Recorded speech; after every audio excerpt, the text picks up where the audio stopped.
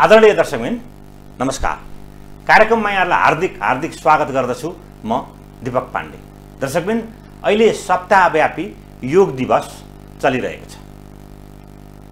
जन्म र मृत्यु मानव जीवनका शाश्वत सत्य हुन्, तर मानिस यो सत्यलाई आत्मबोध गर्न भने चाहिरहेको छैन, सकिरहेको छैन। मृत्युलाई पराजित गर्ने चरम लालसाले मानिसमा यस्तो भोग जागेको छ कि ऊ सुखको खोजीमा हरेक पल आफूलाई रित्ताइरहेको अवस्था छ। आज मैले जीवन र जगतलाई जोडेर एउटा सृजनात्मक बहस गर्न गइरहेको छु र साथमा मसँग हुनुहुन्छ वरिष्ठ योग प्रशिक्षक आचार्य बिन्दा। नमस्कार। टेलिभिजन मार्फत हामीलाई हेरिरहनु भएको सम्पूर्ण दर्शकहरूलाई पनि म हार्दिक अभिवादन गर्दछु। नमो नमः। जीवन चाहिँ के रहेछ? जीवन एउटा आश्चर्य हो, जीवन एउटा भोगाई हो, जीवन एउटा बुझाइ पनि हो र जीवन चाहिँ यापन गर्ने एउटा कला पनि हो। अर्को शब्दमा भन्दा जीवन सुख र दुःखको खेल हो। अर्को शब्दमा भन्दा जीवन अनुकूलता र प्रतिकूलताको झेल हो। र जीवन के हो? बुझ्ने, अनुभूति गर्ने र जीवनलाई उत्सव बनाउने एउटा सारा यो प्रकृति र जगतको खेल हो। मान्छेले त त्यसरी बुझेन नि त जीवनलाई, कि उसले सुख मात्रै बुझ्यो कि उसले दुःख मात्रै बुझ्यो? होइन, यो चाहिँ प्रकृतिको दैवता हो। के छ प्रकृतिमा? के छ? सुख छ, दुःख छ, दिन छ, रात छ, अनुकूलता छ, प्रतिकूलता छ, प्रेम छ, घृणा छ, साहस छ, डर छ, स्वास्थ्य छ, रोग छ, सफलता छ, असफलता छ, सबै छ। त जो व्यक्तिले यो प्रकृति भन्दा माथि उठेर, मेरो मानव मनुष्यको जुन प्रकृति भन्दा माथि उठेर यो चेतनाको स्तरमा पुग्दैन, तबसम्म त्यो पेन्डुलम जस्तो सुख दुःख अनुकूलता प्रतिकूलता सफलता असफलतामा यो मान्छे चाहिँ पेन्डुलम जस्तो दायाँ र बायाँ घुमिरहन्छ। अघि हजुरले भन्नुभएको सुखको खोजीमा कोही भरिरहेको छ, कोही रित्याइरहेको छ, तर त्यो भरिएका पनि छन्, भरिएका छ। बाह्र सांसारिक कुराको सङ्ग्रहमा इन्द्रिय सुख भोगमा ऊ आफूलाई भरिरहेको छ, तर उसले त्यो खोजेको सुख पाइरहेको छैन।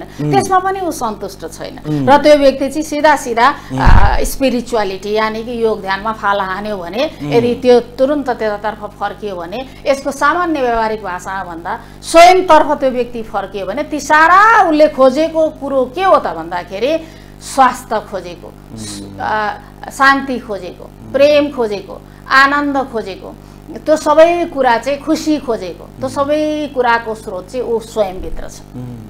तर मान्छेले दुःख पनि म जन्मदै लिएर आएको छु भन्ने त्यो शाश्वत सत्यलाई चाहिँ आत्मबोधै गर्न चाहँदैन। किन? मान्छे के गर्छ भने सुखको खोजीमा खुसीकै सफलता प्राप्त भयो फुर्किन्छ, अनि फेरि असफलता प्राप्त भयो खस्किन्छ। तर उसले के बोध गर्नुपर्छ भने यो संसारमा, यो जीवनमा, यो जगतमा, देखिने जगतमा, भौतिक जगतमा चाहिँ के छ भने दुईटै कुरा छ। म काहीँ केही मजाले एक दिन भनौँ न, काहीँ कसैले भोज पार्टीमा बोलायो, मैले मजाले 17 थोक खाएर आएँ। भोलिपल्ट बेलुका जुन साँझमा भोलिपल्ट उठ्ने बेला मेरो शरीर कति भारी हुन्छ। हो, बेलुका त मैले रमाएर आएँ, तर टाउको कति भनौँ न शिर भारी हुन्छ, शरीरको ऊर्जाहरू चाहिँ त्यो खाना पचाउन कति त्यहाँ खर्च हुन्छ, कतिजनालाई पेटमा कष्ट हुनसक्छ, त्यो उसले देख्दैन। कसैले सम्बन्धमा सुख खोज्छ, अनि त्यो सम्बन्ध थोर खाएँ भन्ने लाग्छ उसलाई, होइन? अनि उसको सम्बन्धमा उसले सुख खोज्छ। त्यो सम्बन्ध जोड्दाखेरि अथवा त्यो एउटा राम्रो सिचुएसन हुन्जेलसम्म उसले सुख हुन्छ। जब बिग्रिन थाल्छ त दुःख आउँछ। एउटा के शाश्वत सत्यलाई बुझ्नुपर्छ भने सुख छ भने दुःख पनि छ, आउँछ ढिलो चाँडो, मैले यो भोग्नु नै पर्छ। अब अघि हजुरले भनेको कुरा थियो, मान्छे जीवनमै पहिलेदेखि नै मेरो भाग्यको खेल हो, दुःख हो, जीवनमा दुःख छ, मलाई तनाव छ, समस्या छ भन्ने यदि कसैलाई लागेको छ भने योग ध्यानमा चाहिँ यो सारा दुःख तनाव कष्ट हटाउने उपायहरू छन्। औषधि छैन संसारमा, चित्त दुखेको औषधि छैन। डाक्टरले त लेखिरहेछन्। हजुर, चित्त दुखेको औषधि छैन। त्यो दुखेको चाहिँ औषधि छैन, चित्त दुखेको औषधि छैन। अब हजुरले भन्नुहुन्छ मानसिक समस्याका औषधिहरू, ती सबै मान्छेलाई बोधो बनाएर, ऊभित्रका सफ्टवेयरहरूलाई, अन्तःकरणलाई, मन बुद्धि चित्त अहङ्कारलाई बोधो बनाइदिएर, थाहा नपाउने बनाएर, उसलाई बुद्ध बनाएर होइन कि बोधो बनाएर, थाहा नपाउने बनाएर, उसलाई चाहिँ निष्क्रिय बनाएर चाहिँ दिने त्यो एक प्रकारको अस्थायी र एकदम अस्वस्थ सुख हो। हजुर, उपचारले सुख दिँदैन, होइन? वास्तवमा उपचार भन्दा पनि भइसकेपछि उपचार गर्नुभन्दा अगाडि नै उपाय अपनाउनु सबैभन्दा बेस्ट हुन्छ, मानसिक स्वास्थ्यको लागि, शारीरिक स्वास्थ्यको लागि, भावनात्मक स्वास्थ्यको लागि। जस्तै अब योग, तपाईँ वरिष्ठ योग प्रशिक्षक, योगका फाइदाहरू चाहिँ के हो त? किन गर्नुपर्छ त मान्छेले योग? योगका यो त फेरि जोगीले गर्ने भन्ने भाष्य छ नि त। अब हामी यो ध्यान भनेको चाहिँ कर्मवीर कर्मशीलले गर्ने होइन, यो जोगी हुनेले, ध्यानी हुनेले अथवा भनौँ गृहस्थले योग गर्ने होइन भन्ने मान्यता छ नि त हामी। अब हामी कहाँमा वास्तवमा नेपाल के हो? योग भूमि, तपोभूमि, देवभूमि, ऋषि स्थल हो। यो आध्यात्मिक वैदिक सनातन अनुसन्धानको केन्द्र हो र यहीँबाट के नतिजा निस्क्यो भने व्यक्तिले आफ्नो जीवनमा योग ध्यान अपनायो भने ऊ परमानन्दमा पुग्न सक्छ, ऊ परम स्वास्थ्यमा उपलब्ध हुन सक्छ, उसका जीवनका सारा सम्भावनाहरू प्रस्फुटित हुन्छन्, उसले आफ्नो चेतनाको उचाइलाई छुन सक्छ, उसले हृदयको गहिराईलाई अनुभूति गर्न सक्छ भन्ने कुराको ज्ञान यही धरतीमा उत्पत्ति भएको हो। जब हाम्रो शिक्षा र संस्कारबाट यो कुरालाई हटाइयो, गुरुकुलीय शिक्षा पद्धति वा योग ध्यान अध्यात्म नैतिक शिक्षा सदाचार जस्ता शिक्षाहरू चाहिँ हाम्रो जुन शिक्षा प्रणालीबाट हटाइयो, तब यो ध्वस्त भयो। त के भनेदेखि अनि के बस्यो भनेदेखि हामी कहाँमा हाम्रो समाजमा के एउटा मानक बस्यो भनेदेखि योग भनेको चाहिँ सबै रोग लागेर अन्त काहीँ उपचार नभएर सबै पैसा सिद्धिएपछि, ऊर्जा सिद्धिएपछि जाने ठाउँ हो, बाँच्ने आधार बनाउन। अरु आधार सकिएपछि अर्को कुरा चाहिँ अब सबै धोका पायो, अब परिवारबाट प्रेमी प्रेमिकाबाट धोका पाएपछि विरक्ति हेर लट्टा पालेर फोहोरी भएर जाने ध्यान गर्ने भन्ने एउटा भन्यो। अर्को कसैले पैसा खाइदियो, ऋण पान कसैले खाइदियो, सम्पत्ति नासियो भनेदेखि अब त्यतातिर अन्तिम बाटो कहाँ त भन्दा मर्नुभन्दा बौलाउनु निको भनेर त्यहाँ रोग लागेपछि, दुःख पाएपछि, धोका पाएपछि, ऊर्जा सिद्धिएपछि चाहिँ ध्यान गर्ने भन्ने खालको बस्यो। यो बिल्कुलै गलत हो। त्यो हुनुभन्दा अगाडि नै हामीलाई रोगी होइन स्वस्थ मनपर्छ, हामीलाई दुखी होइन खुसी मनपर्छ, हामीलाई डरपोक मान्छे होइन साहसी मान्छे मनपर्छ, हामीलाई घृणाले भरिएको होइन प्रेमले भरिएको मानिस मनपर्छ, हामीलाई नकारात्मक विचारले ग्रसित मान्छे होइन कि सकारात्मक विचारले भरिएको मान्छे मनपर्छ, हामीलाई दृढ सङ्कल्प लक्ष्य लिएर अगाडि बढ्ने मान्छे मनपर्छ र हामीलाई आनन्दले भरिएको मान्छे मनपर्छ। वास्तवमा मनुष्यको स्वभावै यही हो। रोग त उसले आर्जन गरेको, मूल स्वभाव उसको स्वास्थ्य हो, खुसी त उसको मूल स्वभाव हो, दुःख त उसले आर्जन गरेको हो।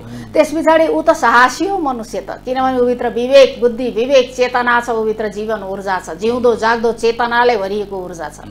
त घृणा त उसले आर्जन गरेको, ऊ त प्रेमल हो स्वभावले, ऊ सकारात्मकता सदाचार त उसको स्वभाव हो, नकारात्मकता भ्रष्टाचार त उसले आर्जन गरेको हो। त्यसै गरी अशान्ति बेचैनी छटपटी त उसले आर्जन गरेको, परमानन्द त ऊभित्र छ। त योगले कहाँ लान्छ, के फाइदा हुन्छ भनेको यही फाइदा हुन्छ। हजुरलाई मैले यो भने अब अर्को कुरा योगले फाइदा यो गर्छ भनेर मैले यहाँलाई यो कुरा प्रश्न पारेँ।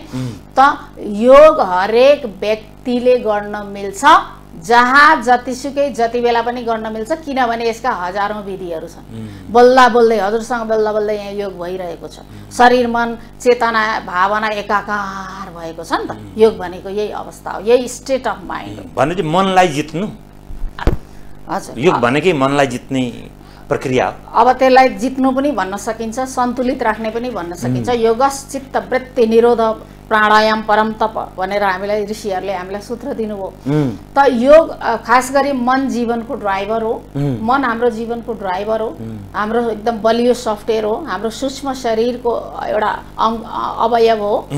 त अहिले सबैभन्दा धेरै समस्या चाहिँ मनको अस्थिरता, चञ्चलता, बेचैनी, छटपटी र भावनाको बहकाइबाट आइरहेको छ। सारा धेरै मानिसहरू मन र भावनाको अशान्तिबाट ग्रसित छन्, जसको कारणले उनीहरू मानसिक समस्यामा छन्। अब मानसिक समस्या के हो बुझौँ।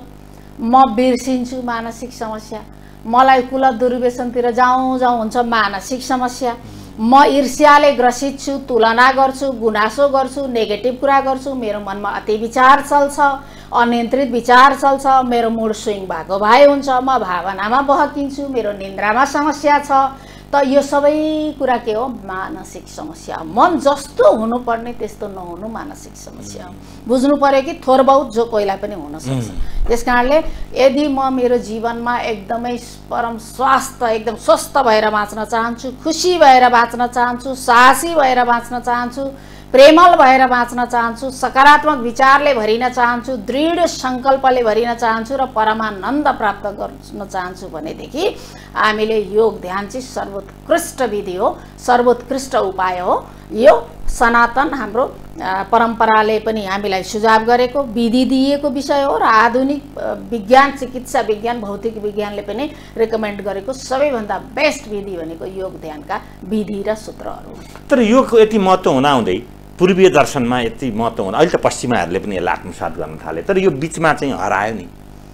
यो बिचमा विभिन्न कारणले हरायो। हामी औद्योगिक क्रान्ति 16औं 17औं 18औं शताब्दीमा जुन औद्योगिक क्रान्ति हुँदाखेरि चाहिँ यो भौतिक विकास गर्नुपर्छ, इन्डस्ट्रियल प्रोडक्सनहरू ल्याउनुपर्छ भन्दाखेरि त्यहाँ चाहिँ मानवका संवेदनाहरू सफलता सफलता सफलता भन्दा भन्दै मान्छेको शान्ति चाहिँ गुमेको छ। त्यसै गरी विभिन्न धर्म सम्प्रदायका विभिन्न शासकहरूको आक्रमण प्रत्याक्रमणले पनि यसको यो संस्कार चाहिँ ब्रेक भएको थियो। तर अब योग ध्यानको अभ्युदय भएको छ। आफ्टर कोभिड पछाडि, यो आर्थिक मन्दी पछाडि व्यक्तिहरू वास्तवमा सफलता र धन आर्जन मात्रै होइन, शान्ति र ध्यान आर्जन चाहिँ महत्त्वपूर्ण रहेछ है भन्ने कुराको एक प्रकारको गहिरो बोध भएको छ। यो संस्थालाई भएको छ, शासकलाई भएको छ, व्यक्तिलाई भएको छ। व्यक्ति स्पिरिचुअलिटी तर्फ यानि कि आफ्नो जीवनतर्फ फर्किएको छ, खालि जगततर्फ मात्रै होइन। उसले त्यो पहिला जगततर्फ मात्रै थियो, खुसी के खोज्यो भने उसका इन्द्रियहरू बाहिर थिए, खालि बाहिरबाट ऊ खुसी खोज्न खोज्थ्यो भने अब व्यक्ति होइन रहेछ। बाहिरबाट त त्यसको त कुनै सीमा नै छैन। एकछिन खुसी हुन्छ, केही प्राप्त हुँदा फेरि जस्ताको तस्तै भइहाल्छु। तर त्योभन्दा आफूभित्रको एनर्जी प्रणाली, ऊर्जा प्रणालीबाट, आफूभित्रको केमिकलहरूबाट, ह्याप्पी केमिकलहरूबाट, आफूभित्रको न्युरो ट्रान्समिटरहरूलाई एकदमै सहज सरल बनाएर, आफूभित्रका प्रणालीहरूलाई सुव्यवस्थित गराएर, यही शरीरलाई मन्दिर बनाएर, यही श्वासलाई चाहिँ नि आधार बनाएर, यही भावनालाई आधार बनाएर र मेरो मभित्र भएको जुन दिव्य चैतन्य स्वरूप जुन परमात्मा छ, त्यो जीवन ऊर्जा, दिव्य ऊर्जा, त्यो ऊर्जालाई नै आधार बनाएर मैले जीवनमा खोजेको चिज प्राप्त गर्न सक्छु भन्ने कुराको अब यो अभ्यास प्रारम्भ भएको छ। यसैलाई अभ्युदय भनिन्छ। अभ्युदय भनेको चाहिँ प्रकट हुनु। अभ्युदय भनेको के हो भने जब यो पृथ्वीमा सूर्य उदाउनुहुन्छ, दिन सूर्य देवताले ल्याउनुहुन्छ, रात पनि दिनकर भनिन्छ उहाँलाई प्रभाकर भनिन्छ। त जब सूर्य देवता जब पूर्वबाट जुन लालीमा उदाउनुहुन्छ उहाँलाई अरुणोदय भनिन्छ। त्यसलाई अरुणोदय भन्नु पर्यो। जब सूर्य अलिकति माथि आइपुग्नुहुन्छ सबैलाई सूर्यले के दिनुहुन्छ? प्रकाश दिनुहुन्छ, उज्यालो दिनुहुन्छ, ऊर्जा दिनुहुन्छ।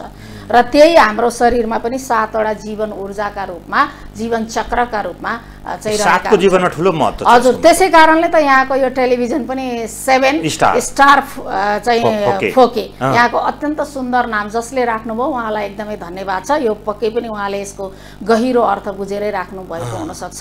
7 दिन हजुरको 7 बार, त्यस पछाडि हजुरको 7वटा रङ, त्यस पछाडि हजुरको शरीरका 7वटा चक्र, यो धेरै सप्तऋषि। त्यसकारण यो 7वटा वायुपंखी घोडा।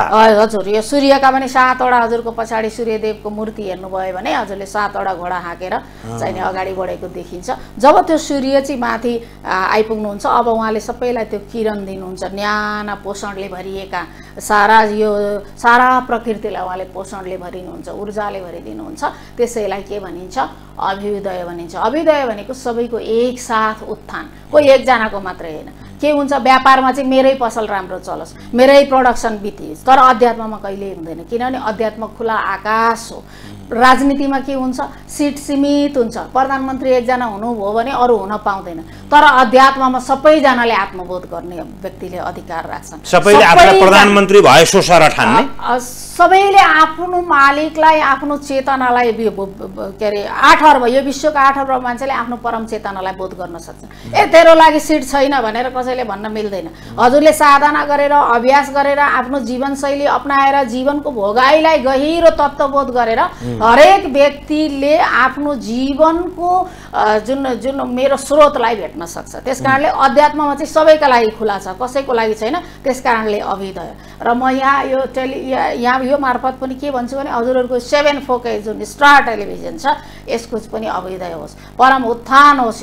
यसले धेरैजनालाई रोजगारी दियोस् र सबैको जीवनलाई सुन्दर तरिकाले बाँच्ने एउटा आधार प्रदान गरोस्। शुभकामना।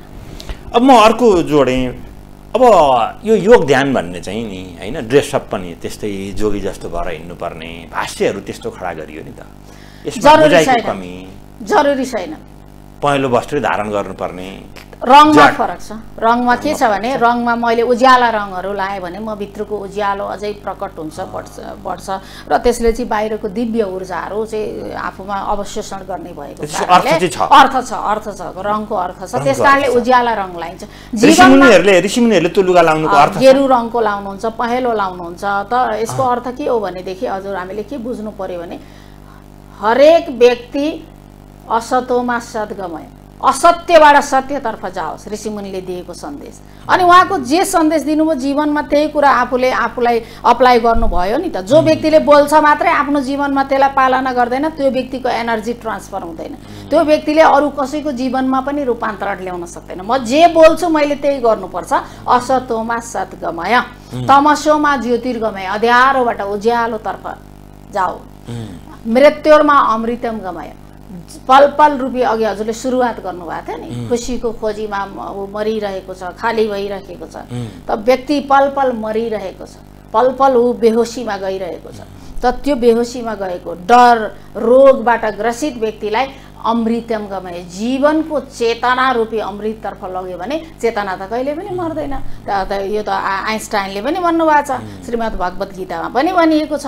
त त्यो चेतनातर्फ लगिदियो भने त्यो व्यक्तिका सारा दुःख कष्ट निवारण हुन्छन्। ग्यारेन्टी छ, 100% ग्यारेन्टी छ। यदि कसैलाई लाग्छ कि मेरो जीवनमा दुःख छ, उल्झन छ, समस्या छ, बेचैनी छ, छटपटी छ, अभाव छ भन्ने लाग्छ भने सिधा योग ध्यान अध्यात्मका अभ्यास विधि सूत्र जीवनशैली अपनाउनुहोस्। 100% सारा दुःखबाट मुक्तिको ग्यारेन्टी छ। त्यति मात्रै छैन, अब दुःख मुक्ति त भयो, व्यक्ति एकदम ऊर्जावान हुन्छ, व्यक्ति एकदम सकारात्मक हुन्छ, व्यक्ति अत्यन्त उत्साहित हुन्छ, व्यक्ति अत्यन्त खुसी भएर काम गर्न सक्छ, व्यक्ति आनन्दले भरिन्छ। अब के चाहियो त्यहाँभन्दा? अहिले तपाईँले गर्नुभएको यो व्याख्या र अहिलेलाई हाम्रो समाजको चरित्रमा लगेर जोड्ने हो भने त लागु त भएको देखिँदैन। समाज त चरमतातर्फ चाहिँ त्यसै कारणले त दुखी छ, त्यसै कारणले त रोगी छ, त्यसै कारणले त गरिब छ, त्यसै कारणले त पिछडिएको छ। त विकसित देशहरूले के गर्न थालिसके? योग ध्यानका रिसर्च गरेर तिनका विधिहरू, तिनका प्याकेजहरू, तिनका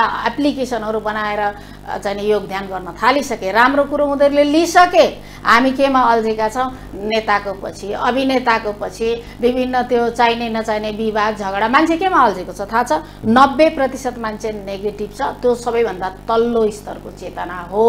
र नेगेटिभ भनेको हत्या, हिंसा, बलात्कार, दुर्घटना, झैझगडा, वाद विवाद यस्तैमा अल्झेको, कुरा काट्ने। यसमा किन अल्झेर आफ्नो जीवन ऊर्जा, यस्तो बहुमूल्य जुन परमानन्दलाई चुम्न सक्ने जीवन ऊर्जालाई उसले के गरेको छ? क्षय गरिरहेको छ। जो व्यक्ति नकारात्मक चेतनामा बाँचेको छ त्यो नर्कमा बाँचिरहेको छ। र नर्कमा के छ? जीवन ऊर्जा चुसेर लिन्छ। स्वर्गमा के छ? तपाईँलाई जीवन ऊर्जा भरिदिन्छ भित्रबाट। चेतनाका कतिवटा रूप हुन्छ? चेतनाका त एउटै रूप हुन्छ। त्यो परम चेतना निर्गुण निरञ्जन निराकार छ, जो सर्वव्यापी सर्वकालिक सर्वज्ञाता छ, जो परमानन्दले भरिएको छ, जहाँ परम खुसी र परम स्वास्थ्यको स्रोत छ। त्यो एक छ, त्यो एक छ। त्यो दिव्य चैतन्य स्वरूप दिव्य परम प्रकाशमा हामीभित्र विराजमान छ। त्यो मानवका रूपहरूमा चाहिँ चेतनाका प्रकट चाहिँ कसरी भइरहेछन्? मानवले त्यो चेतनालाई तपाईँले एउटा व्याख्या गरे पनि मानवले त्यसरी त आत्मसात गरेको मान्छे चेतनामा पुगेकै छैन। केही सीमित मान्छेहरू मात्रै पुगेको छ। जस्तै उदाहरणको लागि कमिलामा पनि चेतना छ तर थोरै छ। बिरालोमा अलिकति बढी चेतना छ, थोरै कमिलोभन्दा बढी छ। किनभने उसले आफ्नो बच्चालाई यताउति सार्ने, कमिलाले पनि खाना सङ्ग्रह गर्छ, खबर गर्छ, लाइनमा हिँड्छ कि हुँदैन? चेतना नभए हिँड्छ होला त त्यो? बिरालोमा छ। अलिकति हात्तीमा अलि बढी चेतना छ। गौ प्राणी गाईमा एकदमै अलि बढी चेतना छ। त मान्छेमा चाहिँ सबैभन्दा बढी चेतना दिएको छ। तर यो दिएको चेतनालाई सदुपयोग गरेर व्यक्तिले आफ्नो जीवनमा सुधार गरेन, उत्थान गरेन, अरूको पनि उत्थान कल्याण गरेन भने अब त्यसको जीवन चाहिँ पशु तुल्य हुन्छ। पशु र मानवमा चारवटा कुरा समानता छ। के हो? पशु पनि भोजन लिन्छ, मान्छे पनि लिन्छ। के हो? निदाउँछ, पशु पनि निदाउँछ, मान्छे पनि निदाउँछ। के हो? डराउँछ, पशु पनि डराउँछ, मान्छे पनि डराउँछ। अर्को के हो? प्रजनन क्रियामा संलग्न रहन्छ, पशु पनि हुन्छ, मान्छे पनि हुन्छ। यदि मनुष्य भएर जन्मिसकेपछि यो चारवटा कुराबाट माथि उठेन, लगाउँछ, खान्छ, सुत्छ, प्रजनन क्रियामा संलग्न हुन्छ, सन्तान उत्पादन गर्छ। यदि त्यो भन्दा माथि उठेर आफ्नो जीवनको उत्थान गरेन, आत्मनिर्भर भएन, क्रिएटिभ भएन, केही समाजको लागि केही राम्रो योगदान दिएन भने त्यो व्यक्तिको जीवन पशु तुल्य हुन्छ र त्यो पशु जुन जनावर र मानिसमा केही पनि फरक हुँदैन। अब अध्यात्मले त के भन्छ भने त्यसको अर्को जन्म अब पशु नै हुन्छ, किनभने उसले यस्तो चेतना दिएर पठायो। देवताहरू पनि मानिस भएर जन्मिन चाहन्छन् कि म जीवन संसारको भोग गरौँ, रमाउँ, 100 वर्ष आयु बाँचौँ, आफू पनि खुसी हौँ, उत्सव मनाउँ, खुसी भएर निरोगी भएर बाँचौँ भनेर मनुष्य पनि मान्छे बन्न चाहन्छन्। मान्छे भएर यदि उसले आत्मकल्याण, आत्मजागरण उत्थान गरेन भने चाहिँ त्यो व्यक्तिको जन्म चाहिँ पशुतुल्य हुन्छ भनेर चाहिँ भनिएका छन्। अब म दुईटा कुरा तपाईँसँग जोड्न खोजेँ।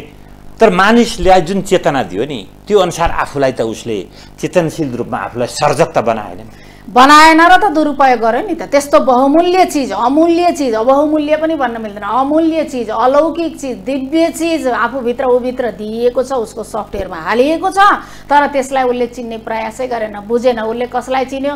राजनीतिक हाम्रो प्रधानमन्त्री को हुनुहुन्छ, नेता को छ, को हिरो हिट भयो, को हिरोनीको चाहिँ सम्बन्ध बिग्रियो, को कहाँ चाहिँ प्लेन क्रास भयो, कहाँ आक्रमण भयो भनेर सारा आफ्नो त्यो दिएको चेतनालाई उसले के गर्यो? बाहिरी कुरा, अरु नेगेटिभ कुरामा उसले दुरुपयोग गर्यो। उसले त्यही कुरा यदि उसले आफ्नै क्षमता विकासको लागि गरेको भएदेखि ऊ कहाँ पुग्थ्यो? र जो पुगे तिनले आफ्नो चेतनालाई आफ्नो क्षमता विकासको लागि प्रयोग गरे र अरूको कल्याणको लागि। तर यहाँ त गालीको वर्षा हुन्छ, गाली गर्दा मान्छे रमाउने, अर्काको तेजोवध गर्दा मान्छे रमाउने, त्यो सबै तुहिएको चेतना, गिरेको चेतना हो।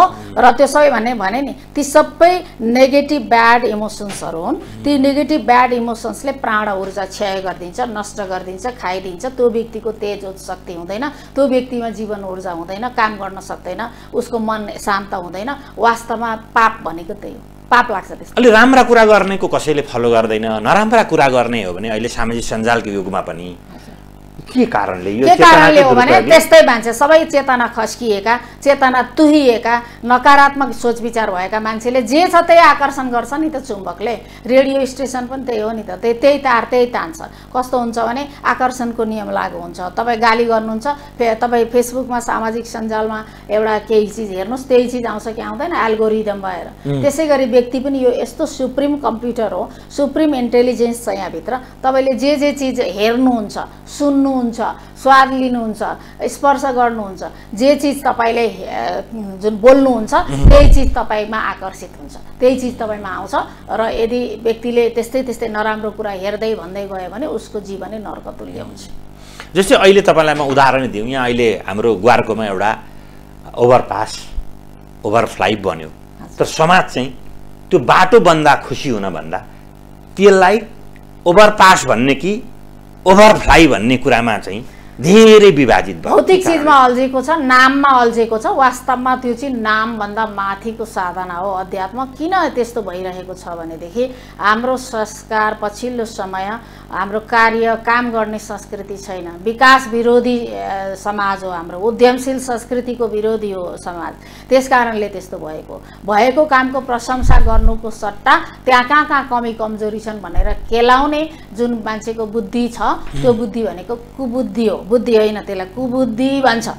सकारात्मक बुद्धि सुबुद्धि, नकारात्मक बुद्धि कुबुद्धि। कुबुद्धिले भरिएको छ, त्यो व्यक्तिभित्र उसलाई कति हानि गर्छ थाहै छैन। यो कुरा हामी बुझाउन चाहन्छौँ अभिदय योग ध्यानको माध्यमद्वारा। तिमीले नकारात्मक सोच्ने बोल्ने भन्ने बित्तिकै तिमीभित्र तनाव गराउने हर्मोनहरू रिलिज हुन्छन्। ती तनाव गराउने हर्मोनले तपाईँका जीवन ऊर्जाहरूलाई नष्ट गरिदिन्छन्। जसरी गाडी गुड्दा तेल सिद्धिन्छ, मन नेगेटिभ कुरामा धेरै ज्यादा गएपछि तपाईँको प्राण ऊर्जा क्षय हुन्छ।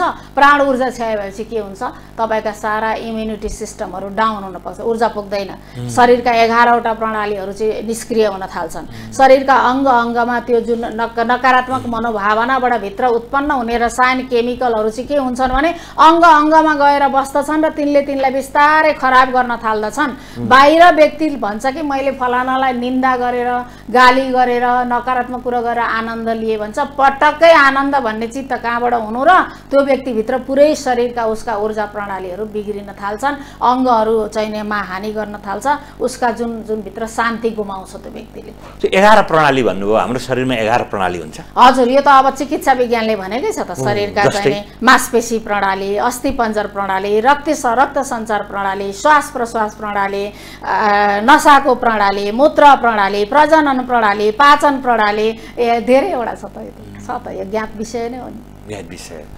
हजुर, अहिले चाहिँ पछिल्लो समयमा जस्तै अघि एउटा भन्नुभयो आइन्स्टाइनले पनि चेतना मर्दैन भन्नुभयो। हाम्रो गीता अथवा महाभारतमा पनि अथवा चाहिँ यी सबै कुराहरू त उल्लेख थिए होइन। तर पश्चिमाहरूले भनिदिएपछि मात्रै हामीले मान्यौँ होइन त। हाम्रो प्रणाली ध्वस्त भयो नि त। एजुकेसनमा भएन, संस्कारमा भएन, रिसर्च भएन। त्यो नभइसकेपछि प्रणाली ध्वस्त भएपछि त हामीले पछिल्लो पुस्तालाई त बुझाउनै सकेनौँ नि त यो कुरा। तर अब हामीले जे छ राम्रो, यही यो ज्ञानको उदय भएको हो, अभ्युदय भएको हो त। जसले गरे पनि गर्यो नि त, जसले गर्यो त सबैको कल्याणका लागि गर्यो नि त। प्लेन हजुरले नै बनाउनु पर्दैन नि त। हजुर प्लेन चढ्नुहुन्छ नि होइन, मैले नै प्लेन बनाउनुपर्छ, मेरै प्लेन चाहिन्छ भन्नुभएको छ त? छैन नि त।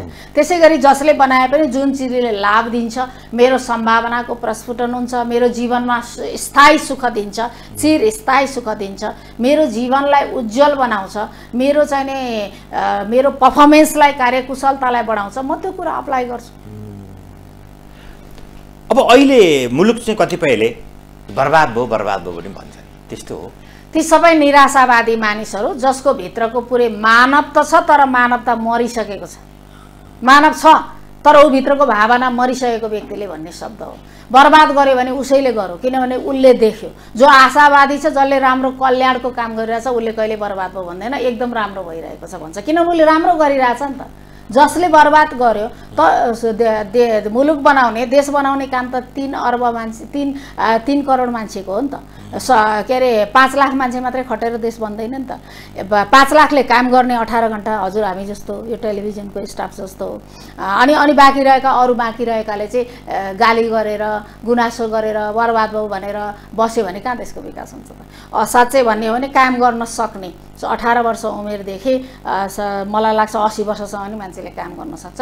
सबैजनाले अरूको चासो चियो चर्चो नगरिकन, अर्काका बारेमा नबोलिकन आफ्नो जे ड्युटी हो त्यो काम गर्यो भने चाहिँ के हुन्छ, देश बन्छ। जापानको मान्छेलाई गएर कारखानामा काम गरिरहेको मान्छे ऊ 100 वर्षसम्म पनि काम गरिरहेछ। हाम्रो जस्तो 50-60 लागेपछि बुढो भयो, मेरो हात खुट्टा गले, अब छोराछोरीले कमाएर पाल्छन् भनेर ओछ्यानमा सुत्ने कल्चर होइन नि त। त्यो व्यक्तिलाई गएर हजुरले सोध्नुहोस् तिम्रो देशको प्रधानमन्त्रीको नाम के हो भने के थाहा, मलाई थाहा छैन, मलाई मेरो बोसको मात्रै नाम थाहा छ भन्छ उसले। किन थाहा हुनु पर्यो उसलाई फलानु के अरे कहाँ के भयो, कसले के गर्यो भन्ने कुरा किन चासो दिनु पर्यो? त्यसले के गर्छ, मनको अशान्ति बढाउँछ, जीवन ऊर्जा क्षय गर्छ। तर सारा आफ्नो जीवन ऊर्जालाई आफ्नो काममा, आफूले गर्न खोजेको उद्यममा, आफूले आफ्नो पेसामा लगायो भने सबैको उत्थान हुन्छ। त्यो निराशा, बर्बाद भयो, केही हुँदैन भन्ने चाहिँ भित्रको सबै ह्याप्पी केमिकल सिदिएको मान्छेले भन्ने हो। त्यो मरुभूमि भइसक्यो त्यो मान्छेको भन्ने कुरा बुझ्नु पर्यो। यदि कसैले त्यस्तो भन्छ भने यो भित्र छैन, यसको सफ्टवेयर सबै जाम भइसक्यो, हार्डवेयर मात्रै छ भन्ने बुझ्नु पर्यो। अहिले यस्तो कुरा गर्नुभयो, अहिले यो कुरा त सुने भने त यहाँ त तपाईँ हामीलाई नि गाली गर्छन् नि त। गाली गरे भने उनीहरूभित्र आफ्नो विषादी उत्पन्न गर्छन्, के फरक पर्छ र? त्यसले हामीलाई केही फरक पर्दैन नि त। हामी त सदा सकारात्मक छौँ, आफ्नो प्रयास गरिरहेका छौँ, सबैको कल्याण होस् भन्छौँ। र उहाँहरू जसलाई नकारात्मक कुरो आउँछ, गाली गर्नुहुन्छ, उहाँहरूलाई म के भन्छु भने अहिले यो सुन्ने बित्तिकै तत्कालै छोडेर आफ्नो आत्मचिन्तनतर्फ लाग्नुहोस्, आफ्नो आत्म उत्थानतर्फ, आफ्नो कर्म के हो बुझ्नुहोस्। अब त्यसको लागि चाहिँ पहिले व्यक्तिले आफूलाई चिन्नुपर्छ। स्वयंलाई चिनेपछि मात्रै त्यो सुरु हुन्छ। न कि नेता चिनेर, अभिनेता चिनेर, को भाइरल भयो भनेर चिनेर, को हिट भयो भनेर चिनेर हुँदैन। स्वयंलाई चिन्नुपर्छ। म केले बनेको छु, म को हुँ, म कहाँबाट आएँ, म कहाँ जान्छु, मेरो आयु कति छ, मेरो सीमा कति हो, म कति काम गर्न सक्छु, मेरो रुचि के हो, क्षमता के हो, योग्यता के हो, मेरो सम्भावना के हो भन्ने कुराको एनालाइसिस गरेपछि अब तपाईँले के गर्ने त भन्ने कुराको फाइन्ड आउट गर्न सक्नुहुन्छ। अनि त्यो कर्म गर्न थाले। सागै बेच्नुहोस्, पसलै थाप्नुहोस्, रुखै फलफुलै बिरुवा लगाउनुहोस्, खसी नै पाल्नुहोस्, अथवा तपाईँ योग ध्यानै गराउनुहोस्, तपाईँको आफ्नो के हो रुचि, तपाईँको क्षमता केमा छ त्यो पहिचान गरेपछि अब त्यसलाई पेसा बनाउनुहोस्, उद्यम बनाउनुहोस्। वास्तवमा जहाँ जे पनि गर्न सकिन्छ। मान्छेले कर्म गर्ने मान्छे कर्मयोनि हो, मान्छे कर्मशील हो। यदि मान्छेले कर्म गरेन भने अकर्मण्यतातिर लाग्छ।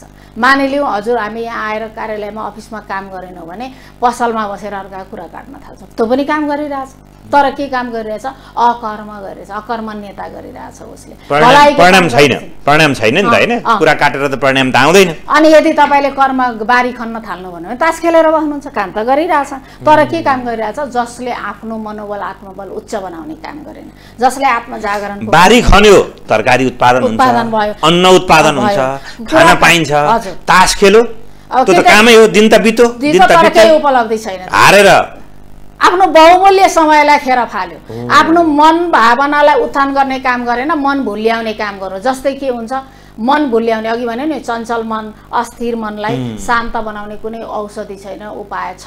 एउटा सकारात्मक र राम्रो उपाय चाहिँ अध्यात्मले दिएको छ। संसारले के गर्छ भने मन दुखी भयो, एक दुई बोतल लगाइदिएर सुत्न, आनन्द शान्त भइहाल्छ नि भन्छ। तपाईँलाई बिगार्नको लागि, तपाईँको ऊर्जा सक्नको लागि, तपाईँको प्राण ऊर्जा क्षय गर्नको लागि, तपाईँको मनोबल बिगार्नको लागि त्यो उपाय के हो भनौँ न, अल्कोहल सेवन गर्ने, दुर्व्यसनतिर जाने, सामाजिक सञ्जालमा झुल्लिने, त्यस पछाडि तास खेलेर बस्ने, विभिन्न ऊहरू खेलेर बस्ने, अथवा गफ गरेर बस्ने, निन्दा चर्चा गरेर बस्ने उपाय भनेको चाहिँ के हो, यो बहुमूल्य जीवन ऊर्जालाई खेर फाल्नु हो। मन र भावनालाई भुल्याएर बच्चालाई लालीपप खुवाएर फकाए जस्तो, लालीपप मन र भावनालाई भुल्याएर सफ्टवेयर बिगारिदिएर तपाईँलाई त्यो अहिलेको तत्कालको मनको अशान्तिलाई ढाकछोप गरिदिने काम मात्रै हो। अनि सबै योगी अथवा ध्यानमा लाग्यो भने गृहस्थ जीवनमा समस्या हुँदैन? गृहस्थ जीवनमा योग ध्यान हुन्छ। वास्तवमा के भन्नुहुन्छ भने के अरे परम गुरु ओशोले भन्नुहुन्छ, वास्तविक योगी त त्यो हो जसले घरमा बसेर ध्यान गर्छ। बच्चा खेलिरहेका छन्, काम समस्या आइरहेको छ, घरको गनगन सुनिरहेको छ, वरिपरि समाजका सारा व्यतिथिलाई हेरिरहेको छ, त्यस्तो बेला पनि घरैमा बसेर शान्त भएर ध्यान गर्छ भने त्यो चाहिँ महान योगी चाहिँ त्यही हो साँच्चै। त गुफामा त आफै ध्यान लागिहाल्छ नि, कोही डिस्टर्ब गर्ने मान्छे पनि हुँदैनन्, केही पनि हुँदैन, आफूलाई काहीँ केही यताउति फोन आयो भन्नु पनि परेन। त गुफामा गए त जसलाई पनि ध्यान लाग्छ, चोरलाई पनि ध्यान लाग्छ, उसलाई पनि फटालाई पनि ध्यान लाग्छ। तर घरमा चाहिँ जो व्यक्ति अभ्यास गर्छ यो चाहिँ वास्तवमा वास्तविक योगी र सन्त चाहिँ यही हो भन्नुभएको छ। र अब यस्तो छ, त्यो घरै छोडेर ध्यान गर्ने भन्ने कुरा यो अब यो पुरानो जमानाको कुरा हो। नयाँ जमानामा म कार्यालयमा काम गर्छु, त्यहीँ ध्यान गर्छु, म कहीँ बोलिरहेको छु त्यहीँ ध्यानस्थ भएर आफूमा एकाकार भएर आफ्नो आत्मस्मरण गर्दै म ध्यान गरिरहेको छु, म आफूको स्वयंको बोध गरिरहेको छु, म अरू व्यक्तिको पनि संवेदनशीलतालाई याद गरिरहेको छु, म माइन्डफुलनेसमा छु, म एकदम सजग छु, म पूर्ण होस, पूर्ण बोध, पूर्ण जागृत, पूर्ण सजग र चैतन्य भएर म कुशलतापूर्वक असल कर्म गरिरहेको छु। यही नै हो। तर मैले दुईटा कुरा अझै फेरि समाजमा जोड्छु हैन, तपाईँले यति सृजनात्मक यति मिठा कुरा गरिरहँदा तर हाम्रो मुलुक चाहिँ तपाईँले भने जस्तो मिठो स्वस्थ देखिएको छैन। हजुर, यो यथार्थबोध बुद्धले भन्नुभएको छ, तिमी जीवन र जगतको यथार्थबोध गर भनेको छ। त सुख पाउन तरिकामा जानु पर्यो नि त, कुन बाटोमा सुख पाइन्छ भनेर जानु पर्यो नि त। दुःख पाउने बाटो गयो भने त दुःख नै पुगिन्छ नि त।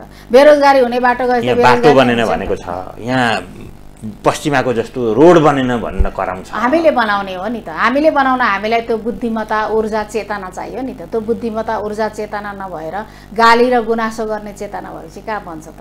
त्यहाँ जहाँ रोड बन्यो, जहाँ ठुल्ठुला विकास भयो, त्यहाँका मान्छे सम्पूर्ण जनता खटेर घोटिएर बने हो नि त। त्यसकारण कोही ल्याबमा रिसर्चमा 18 घण्टा घोटिरहेको छ, कोही काम गर्ने नाली बनाइरहेको छ 18 घण्टा काम गरिरहेको छ अनि भनेको हो। त त्यतिकै भनेको होइन, त्यो आकाशबाट टप्केको विषय होइन। यो के हो, सारा जनता सबैले मेहनत गर्नुपर्छ। एउटा केही मानिसले, नेता, कर्मचारी, पत्रकार, पुलिस, व्यापारी, उद्योगपतिले मात्रै मेहनत गरेर कहाँ बन्छ देश? सबैले आफ्नो आफ्नो ठाउँमा धर्म निभाउनुपर्छ, आफ्नो ठाउँमा कर्तव्य बोध गर्नुपर्छ, आफ्नो ठाउँमा ड्युटी गर्नुपर्छ अनि देशको विकास हुन्छ। यसमा भौगोलिक अवस्थाले पनि कतिपय कुरामा दिन्छ होला है। भौगोलिक अवस्था त्यहाँ अरू देशको अरबको जस्तो विकास यहाँ नहुन सक्छ, किनभने त्यहाँ तेलको खानी छ। त हामी हाम्रै प्रकारको मौलिक विकास गर्न सक्छौँ नि त। हामी कहाँमा रोडहरू कन्स्ट्रक्सन गर्दा हजुरले याद गर्नुहोस् त, यो सिस्नेरीको 4-5 किलोमिटर बाटो नै बगाइदिएको छ, यतापट्टि हजुरको यो रोसी खोलाले एबिपी हाइवेको रोड बगाइदिएको छ। त हाम्रो भौगोलिक स्ट्रक्चर नै त्यही छ। यसमा हामीले के बुझ्नु पर्यो भने प्रकृतिलाई कसैले जित्न सक्दैन, मानवले जित्न सक्दैन। मानवले गरेको सिर्जनाले प्रकृतिलाई कहिल्यै पनि जित्न सक्दैन। अघि भने नि मनुष्यमा भन्दा प्रकृतिमा अरबौं गुणा बुद्धिमत्ता छ। कसरी छ? प्रकृतिले के थाहा पाउँछ भने नेपालमा यति बेला धान रोप्ने बेला हो भन्ने थाहा पाउँछ, बिउ मारिदिन्छ। जापानमा धान पाक्ने बेला हो भन्ने थाहा पाउँछ। अफ्रिकामा चाहिँ दल छर्ने बेला हो भन्ने कुरा उसले थाहा पाउँछ। त्यही अनुसारको मौसम दिन्छ उसले। को व्यक्तिको गर्भ धान गर्ने बेला हो भन्ने उसले थाहा पाउँछ। को व्यक्तिमा चाहिँ कस्तो बुद्धिमत्ता दिने भन्ने कुरा उसले थाहा पाउँछ। एकसाथ सारा प्रकृति हाँकिरहेको प्रकृतिसँग एउटा जब आफ्नो जीवनै चलाउन नसक्ने, जीवनै अस्तव्यस्त बनाउने मनुष्यले चाहिँ प्रकृतिसँग जोरी खोज्ने होइन। र अर्को कुरा, हरेक देशको भौगोलिक स्थिति, आर्थिक अवस्था, सामाजिक अवस्था, त्यस देशको चेतनाको अवस्था अनुसारको विकास हुन्छ। अरू देशसँग तुलना गरेर खोजेर चाहिँ हुँदैन। मलाई लाग्छ नेपाल यत्तिकै यो हाम्रो जुन भौगोलिक अवस्था छ यसमा हामी स्पिरिचुअल टुरिज्म, यसमा वेलनेस टुरिज्म, योग टुरिज्म हामी विकास गर्न सक्छौँ। हामीसँग अथाह जलस्रोत छ। यो जलस्रोतलाई हामी विद्युत उत्पादन गरेर, हामी बिजुलीको प्रकाश मात्र होइन, हामी योगी ध्यानीहरू विश्वभरि आपूर्ति गरेर हामी चेतनाको प्रकाश फैलाउन सक्छौँ। हामी श्रमिक पठाउने होइन, हामी योग गुरु विदेश पठायौँ भने म श्रम मन्त्रालय अन्तर्गतको नेसनल एकाडेमी अफ भोकेसनल ट्रेनिङको म त्यहाँ डाइरेक्टरको रूपमा काम गरेको छु। मैले 30,000 जनालाई तनाव व्यवस्थापन कसरी गर्ने, आफ्नो मनोभावना के हो र कसरी योग ध्यान गरेर आफूलाई एकदम सन्तुलित स्वस्थ बनाउने, कसरी ध्यान र धन पनि कमाउने भनेर प्रशिक्षित गरेको छु। तर यहाँ 40 लाख मान्छे छ, 40 लाख मान्छे वैदेशिक रोजगार। तपाईले 30,000लाई प्रशिक्षित गरिसक्नु भयो? 30,000लाई मैले प्रशिक्षित गरेको छु। जस्तै तपाईँ कोरिया नेपालको राम्रो श्रम गन्तव्य हो, त्यहाँ जानेहरूलाई विशेष गरी तपाईँ प्रशिक्षण दिनुहुन्छ? म गरिरहेको छु। हैन, हाम्रो त्यहाँ नेपालीहरूको चाहिँ मानसिक अवस्था चाहिँ कस्तो छ? मानसिक यही छ, कोरियासँगै जोडेर हेर्नु हो भने नेपालीहरू 17 वटा देशबाट कोरिया जानुहुन्छ G2G एग्रिमेन्ट अन्तर्गत EPS मार्फत। त नेपालीको मानसिक अवस्था चाहिँ अलिकति बढी अरू देशको भन्दा। त यो 2008 देखि गएका मानिसहरू छन् त्यहाँ, 2008 देखि गएका छन्, विद्यार्थीको रूपमा गएका छन्, कामदारको रूपमा गएका छन्। अरू देशको तुलनामा नेपालीलाई मानसिक समस्या देखेको छ। त्यसै कारणले मैले यो सुरु गरेको हुँ। कारण के हो? कारण के हो भनेदेखि यसको भित्री यो मैले यसमा अनुसन्धान गरेको छु, धेरै जुन मिटिङ बैठकमा यो कुराहरू उठाएको छु। त हामी कहाँमा काम नभएको कारणले, रोजगारी सिर्जना नभएको कारणले जो व्यक्ति श्रम बजारमा आउँछन् उनीहरूले काम पाउँदैनन्। जब व्यक्तिले काम नपाएपछि ऊ के हुन्छ, मनमा कुरा खेलाएर बस्छ, मन ओभर थिङ्किङ, अनकन्ट्रोल थिङ्किङको शिकार हुन्छ। भावनातर्फ ऊ चाहिँ के हुन्छ, भावनामा बहकिन थाल्छ, ऊ निष्क्रिय हुन थाल्छ। जब निष्क्रिय हुन्छ, मन अशान्त बेचैनी हुन्छ, भावना एकदम बहकिन्छ, त्यस पछाडि के हुन्छ, ऊ चाहिँ निराश हुन्छ। ऊ त राम्रो गर्न खोजेको छ नि त। नेपाली युवाले के मागेको छ त, मलाई रोजगारी देऊ, म काम गर्न चाहन्छु, म पैसा कमाउँछु भनेको छ। बिचरा नेपाली जस्तो प्यारो यो संसारमा नि कोही पनि छैन। शान्ति स्थापना गर्न जाऊ नेपाली, कहीँनिर युद्ध गर्न जाऊ नेपाली भनेको त्यति प्यारो, सहयोग कसैलाई गर्नु नेपाली। त्यसकारणले नेपाली जस्तो प्यारो नागरिक विश्वको यो संसारमा कहीँ पनि छैन। म आफ्नो देश भएर पनि यस्तो लागेको हुनसक्छ। तर किन समस्या छ भने नेपालीलाई, उसलाई जीवन जिउने कला सिकाइएको छैन। जब उसको घरमा जब हुर्किन्छ ऊ 5-6 वर्षदेखि नै ऊ लाग्दै जान्छ, उसको शिक्षा प्रणालीमा जब उसलाई हामीले योग, ध्यान, अध्यात्म, सदाचार, नैतिकता, जीवन के हो, जगत के हो, जीवनमा कस्ता कस्ता समस्या आउँछन् भनेर उहाँहरूलाई हामीले सिकाउनुपर्छ। जीवन जिउने कला नभएको कारणले कोरिया मात्रै होइन, वैदेशिक रोजगारीमा रहेका करिब 30 देखि 40 लाख औपचारिक अनौपचारिक रूपमा, जस्तै युरोप गएको, जापान गएका पनि हेर्दाखेरि पढ्न गएको तर होइन काम गर्न गएको, तिनलाई पनि मैले राखेको छु यसमा। अब स्टुडेन्ट भिसामा गए नि काम गर्नै गएको 40 लाख व्यक्तिमा मानसिक अस्थिरता, अशान्ति भावनाको बहकाई देखिएको छ। यसलाई मानसिक समस्या भनौँ, मानसिक रोग भनिरहेको छैन मैले, मानसिक समस्या त देखिएको छ। त्यो किन के कारणले भएको छ भने हामीले शिक्षा र संस्कारमा जीवन जिउने कला नसिकाएको कारणले यस्तो समस्या आएको छ। कसरी जीवन जिउने कला म थोरै म भन्छु नि फेरि, कसरी भनेदेखि म केले चलेको छु, म केले बनेको छु, मनको स्वभाव कस्तो हुन्छ, भावना कस्तो हुन्छ, अनि मनलाई कसरी शान्त बनाउने, मनको महाभारत कसरी ठिक पार्ने। हामीले महाभारत पढायौँ तर मनको महाभारत कसरी ठिक पार्ने भनेर उसलाई पढाएनौँ। उसलाई सगरमाथाको उचाइ पढायौँ तर अहङ्कार उचालिँदाखेरि तिमीलाई समस्या पर्छ है भनेर हामीले पढाएनौँ। हामीले के सिकायौँ, द्वितीय विश्वयुद्ध भयो भनेर उसलाई पढायौँ किताबमा, तर तिम्रो घरमा चाहिँ अन्तर्द्वन्द युद्ध हुँदा या भित्रको अन्तर्द्वन्द जुन डुअलिटीमा जुन एउटा महाभारतभित्र युद्ध चल्छ त्यो युद्धलाई चाहिँ कसरी शान्त बनाउने भनेर सिकाएनौँ। हामीले एक्लोपनाको व्यवस्थापन कसरी गर्ने, एक्लोपनामा कसरी आफूलाई अधिकतम सदुपयोग गरेर आफ्नो जीवन उत्थान गर्ने भन्ने सिकाएनौँ।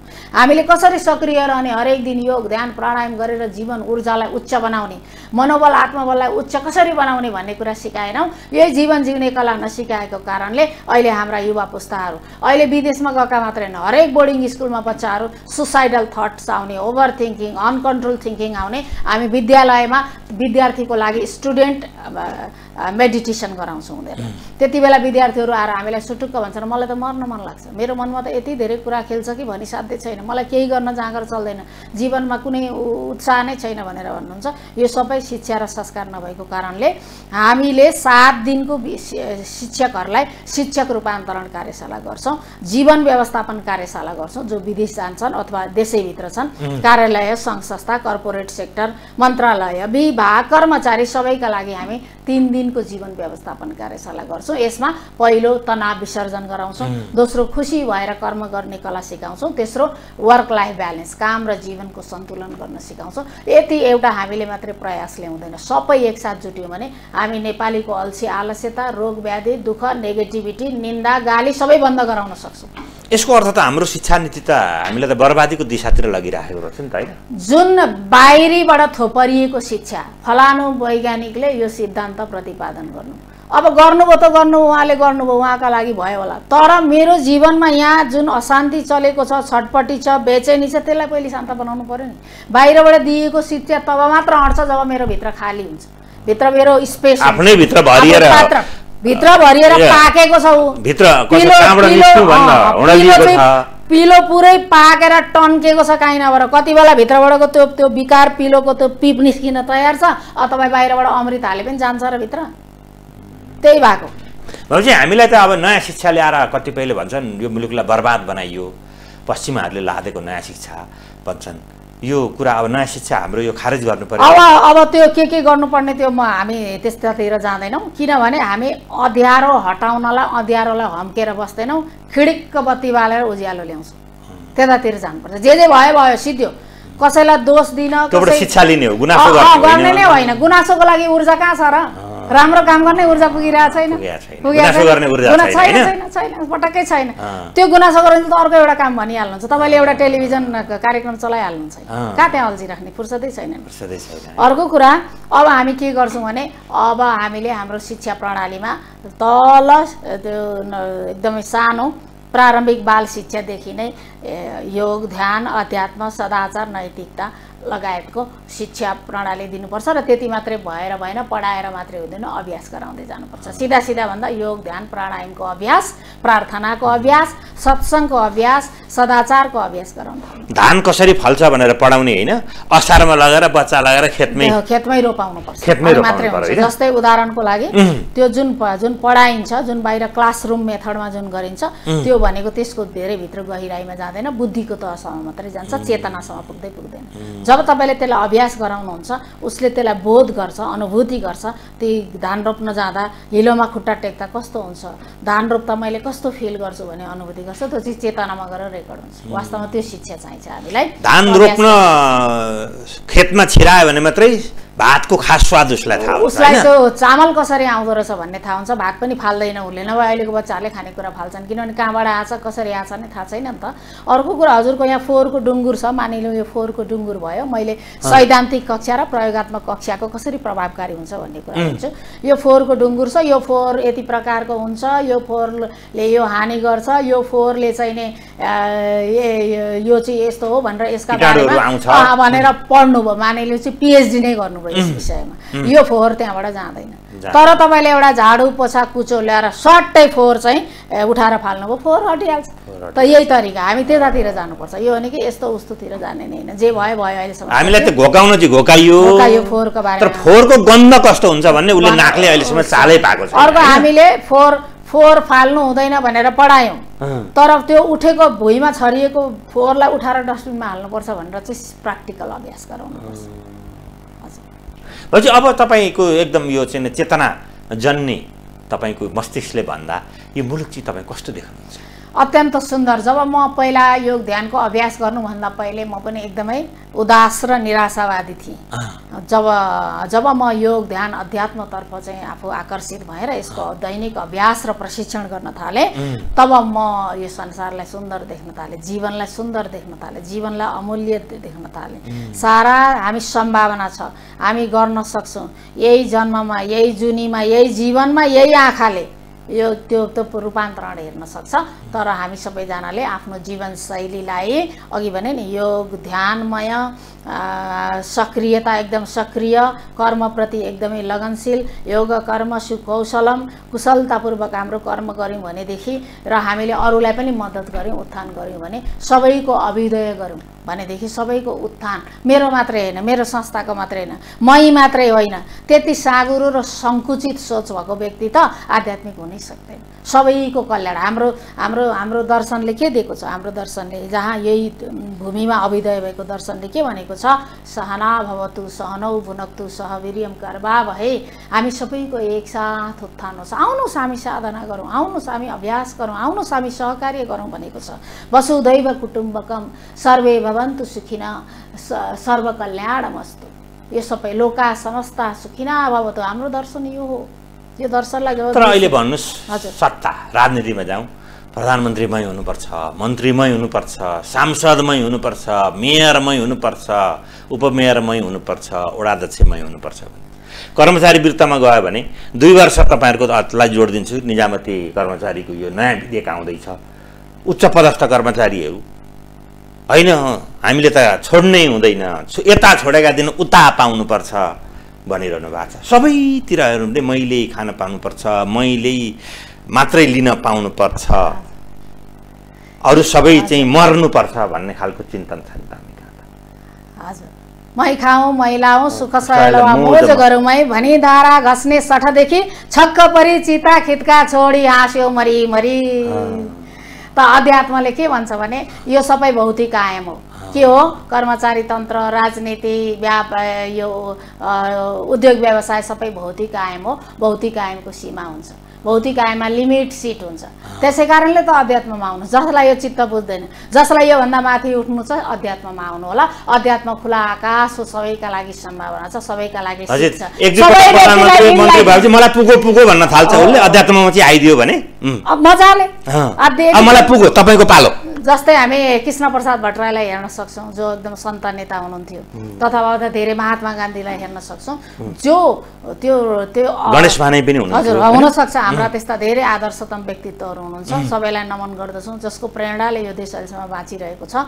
त के हुन्छ भने उहाँहरू आध्यात्मिक नेचरको हुनुहुन्थ्यो, त्यस कारणले उहाँहरूले त्यो त्याग गर्न सक्नुभयो। भौतिकताको त्याग गरेर उहाँहरू चाहिँ प्रधानमन्त्री हौ न भन्दा गणेश भानले म होइन, दिव्यतातर्फ उहाँहरू भौतिकताको त्याग गरेर दिव्यतातर्फ जानुभयो, उहाँहरू आत्मबोधतर्फ जानुभयो, उहाँहरू अध्यात्मतर्फ जानुभयो, उहाँहरू खुला आकाशतर्फ जानुभयो। त त्यो सबै त्यस कारणले त्यो लोभ लालच, मै मेरो, मलाई, मेरै संस्था, मै गुरु, मै ठुलो, मेरै मात्र भनौँ न एउटा परिवारवाद, अध्यात्ममा पनि आफ्नै परिवार घेरा लगाएर बस्ने जुन चाहिँ त्यो सबै भौतिकताको लक्षण हो।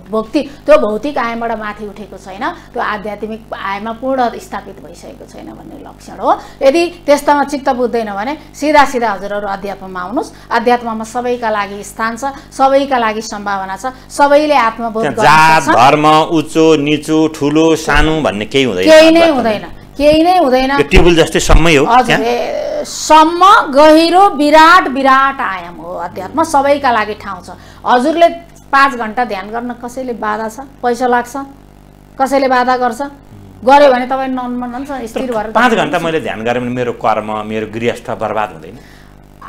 10-12 घण्टा काम गर्नु, त्यस पछाडि 5-7 घण्टा सुत्नुहोस्, 4-5 घण्टा तपाईँ साधना गर्नु। साधना भनेको त जीवनमा त्यही म आफ्नो कर्ममै पनि त साधना। तपाईँ योग कर्म सुकौशलम भनेको त्यही हो त। कुशलतापूर्वक हजुरले कर्म गर्नुभयो, मन र भावना एकाकार गरेर कर्म गर्नुभयो भने त्यही योग भन्छ। भगवान् श्रीकृष्णले यसैलाई कर्मयोग भन्नुहुन्छ। धन्यवाद कार्यक्रममा आइदिनु त्यसका लागि। हस्, हजुरसँग कुरा गर्न पाउँदा मैले आफूलाई अत्यन्तै एकदमै अहभाग्य ठानेको छु र यसै गरी हामी यस्ता विषयहरूमा जीवन जगत र व्यक्तिको आत्म उत्थान, 3टा कुरा, आरोग्यता, अर्को कुरा उद्यमशीलता र अर्को चाहिँ आत्मजागरणका विषयमा हामी यसै गरी संवाद गर्दै रहौँला। मलाई पनि असाध्यै खुसी लाग्यो, अत्यन्तै ऊर्जावान भएको महसुस भयो। धेरै धेरै हार्दिक आभार। आदरणीय दर्शकबिन, तपाईँहरूलाई पनि हार्दिक हार्दिक धन्यवाद। तपाईँले आज ऊर्जाले भरिएको एउटा कार्यक्रम हेर्नुभयो। आजलाई म कार्यक्रमबाट बिदा चाहन्छु। नयाँ दिन नयाँ विषयवस्तुसहित उपस्थित हुनेछु। तबसम्मलाई बिदा दिनुहोस्। नमस्कार।